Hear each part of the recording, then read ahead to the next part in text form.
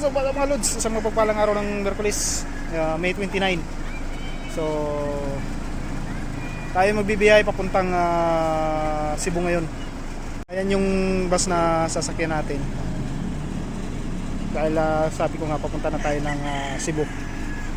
So ito yung last trip nandito sa Bantayan, malapit sa sa bato malapit. Yung gasolinahan. Basta may gasolinahan dyan, nakalimutan ko yung pangalan ng gasolinahan dyan. PTT yata. PTT. So yan. Kasi meron din naman sa Lawes, pero nandito tayo sa Bantayan. Marami ng tao dun sa loob. So dito muna tayo sa labas. Kaya magpag-video muna tayo.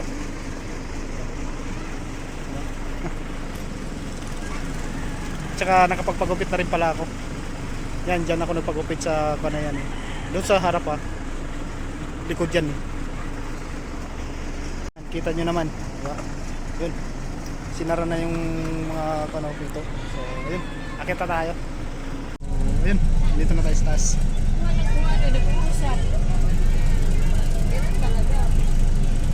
So ayun yung bus natin, 8203. Yan, yung bus number natin. So largada na.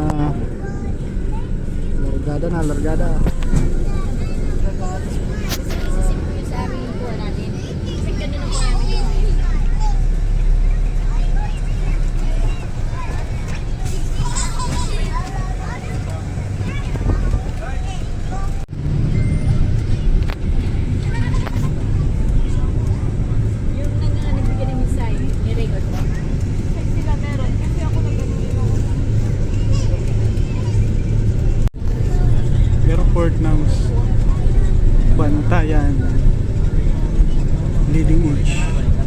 Wala pa ano. Hindi para Sibuto, Manila, Sibuto, Bantayan. So, mga lods, nandito na tayo sa Santa Fe. Santa Fe.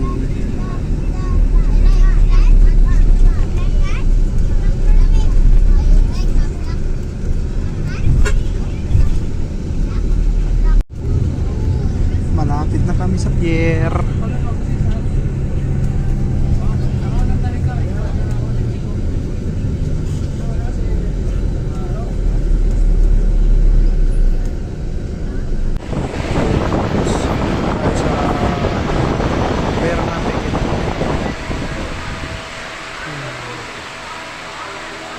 Regular 300 na yung pamasahe.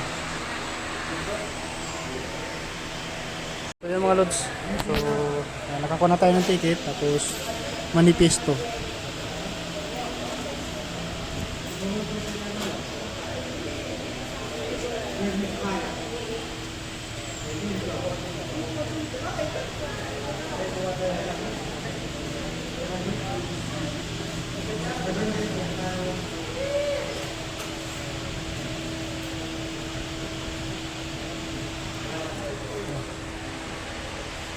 So babayad tayo ng...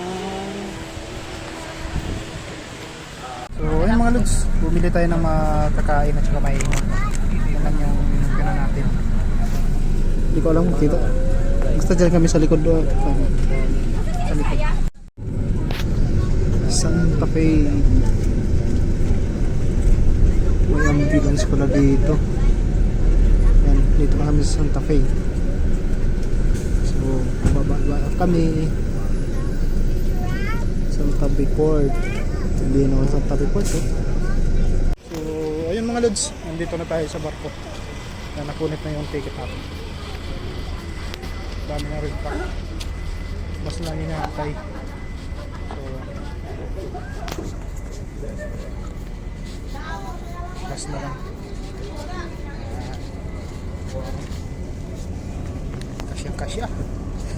Kasya. Kaya tuloy-tuloy tayo, tuloy-tuloy. Sana may mga meron tayo dito.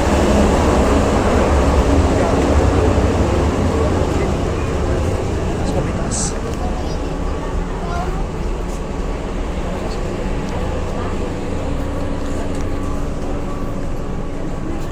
Try natin dito sa taas.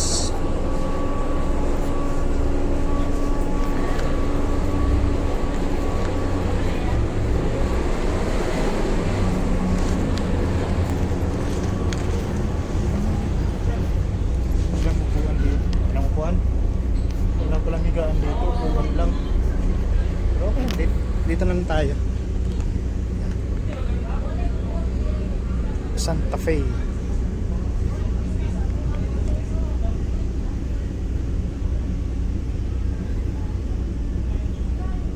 So, yung mga lods, alis na yung barko namin.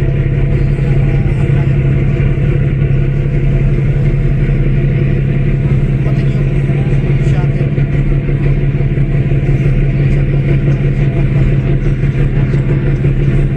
Nagkakita ulit tayo. So, ayun mga lods.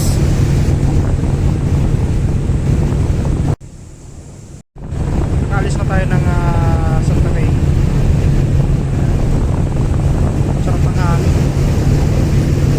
Medyo madilim na mga lods, pero dito sa cellphone medyo maliwanag.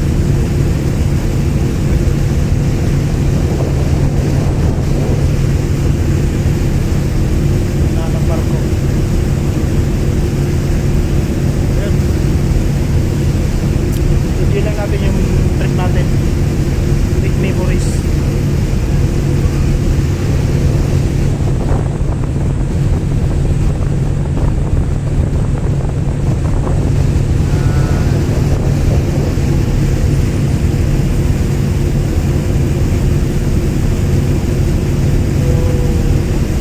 Kita-kita na lang tayo mamaya mga lods. Dating na natin sa Agdaya. So ayun mga lods, paggawaan ng barko dito sa Cebu. Ayan. Ito yung gumagawa ng barko dito sa Agdaya Port, malapit. Katrabaho yata. Malaki-laking barko yun ngayon. Ginagawa.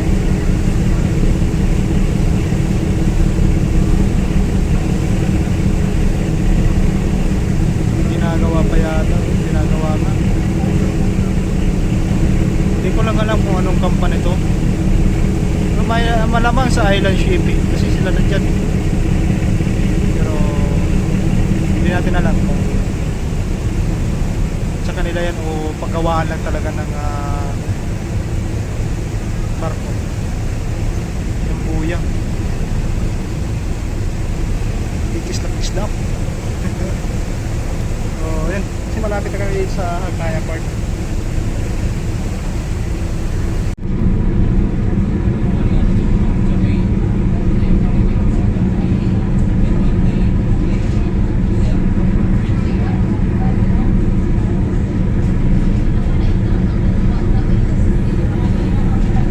So yung mga lods, Agdaya Port na.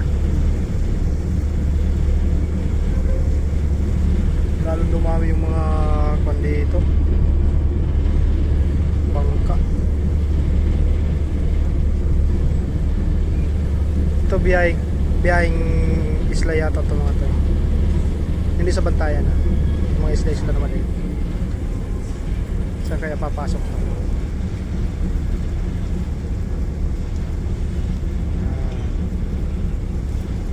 Ayun. Saan kaya papasok to? Doon sa gitna? Gitna niyan? O doon sa kabila? Sa gitna niyan, shipping ngayon. Tingnan natin. Yan. Dito lahat ng shipping island to. Island shipping pala. Parehas lang yan.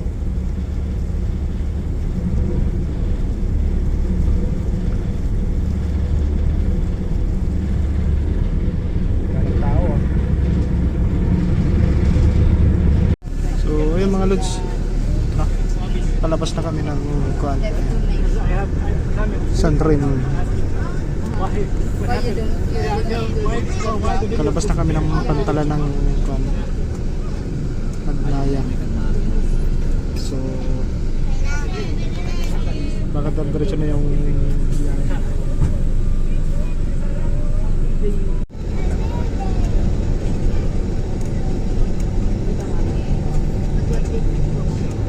tuloy na yung biyahe natin. Saka siguro mamaya baka makita-kita na lang tayo dun sa kakainan sa Carmen yata yun. Ayan mga lods, enjoy ride lang tayo, enjoy sa ride. So yun mga lods, dito na kami sa Carmen. So ayan. Muna, stop over muna para makakain. Kainan muna daw, kainan muna. So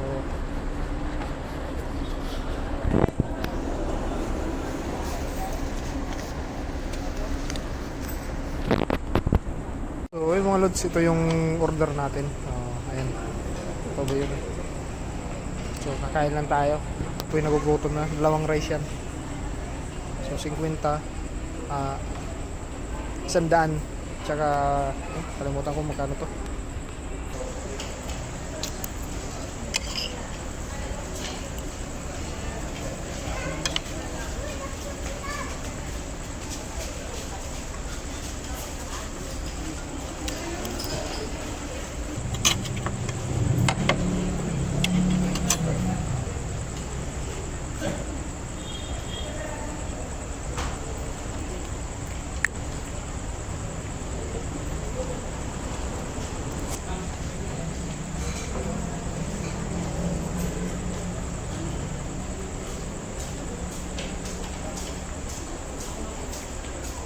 So yun mga lods, yung bus namin.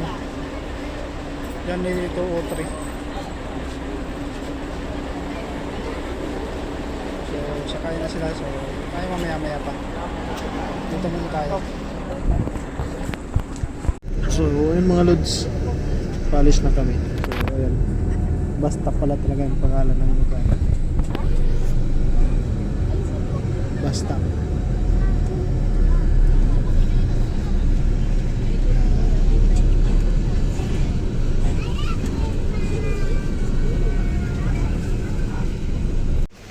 So yun mga lods, nandito na tayo sa Cebu Airport. So tingnan natin dito. Hindi pa tayo pala nakakapunta ng Simala. Sakali next 2 days ubos ang mga pagkaon. Okay.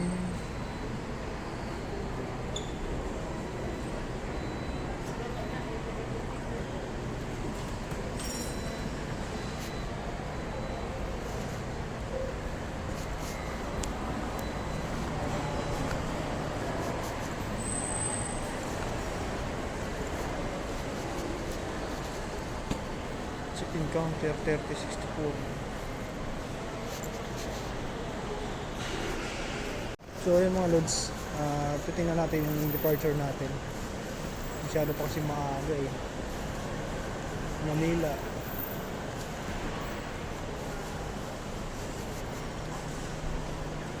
Estimated departure 5.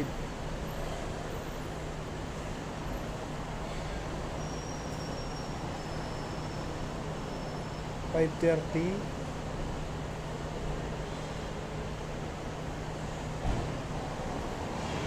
So ayan mga lods, kita na natin yung flight natin. Tingnan natin na maayos para hindi tayo baligaw. So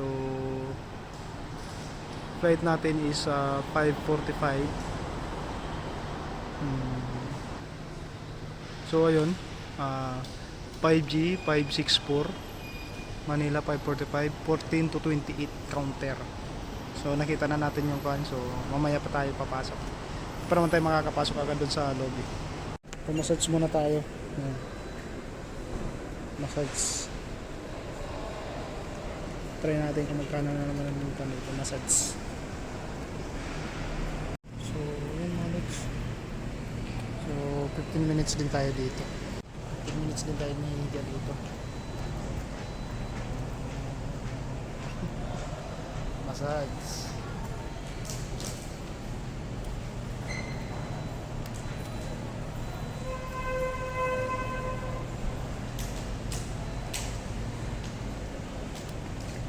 Iba pa rin yung massage ng bar talaga, ng mga massage na talaga.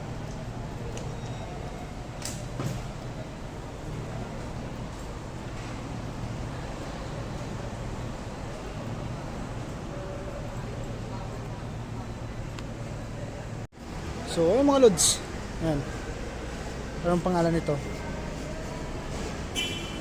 Pagbiyahe journey. Basahin nyo na lang. So ayan, mga seahorse. Tapos 3 horse. Kasi mga kanyan kahoy. Ganda ng pakagawa. Ganda ng pakagawa nito. Mga kahoy.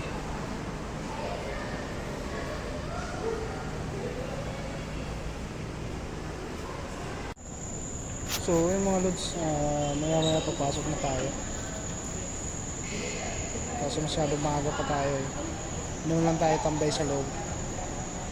Para kahit pa paano medyo aircon at saka nakapag-charge pa tayo. Sana may ibang condensed source of internet. Kasi alam ko internet dito baka 2 oras lang sa oras. Ayun. Try lang natin pumasok. Kasi ito lang yung valid ID natin. Ito yung valid ID natin. So yung mga lods, nakapasok na tayo. Hanap lang tayo ng pwedeng matambayan. Hanap lang tayo ng upuan. Sige.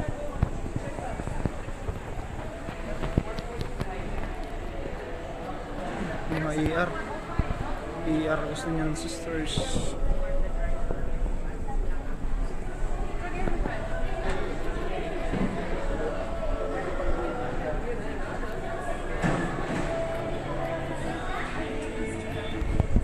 So ayan mga lods, open na yung check-in natin, so magche-check-in na tayo 14 to 28. So tara.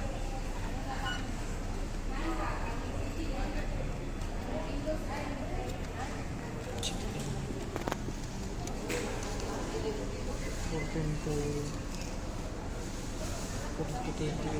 So dito na tayo. So ayun mga lods, dito na tayo sa loob ng airport. Sa loob ng immigration. Pasok na tayo. So waiting na lang tayo.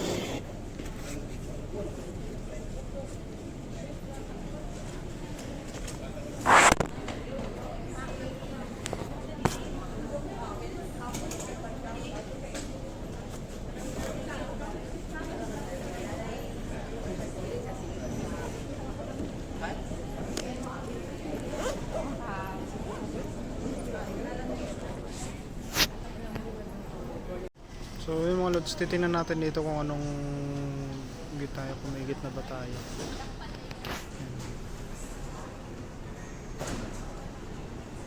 Kasi sila may mga git na kanina kasi wala. So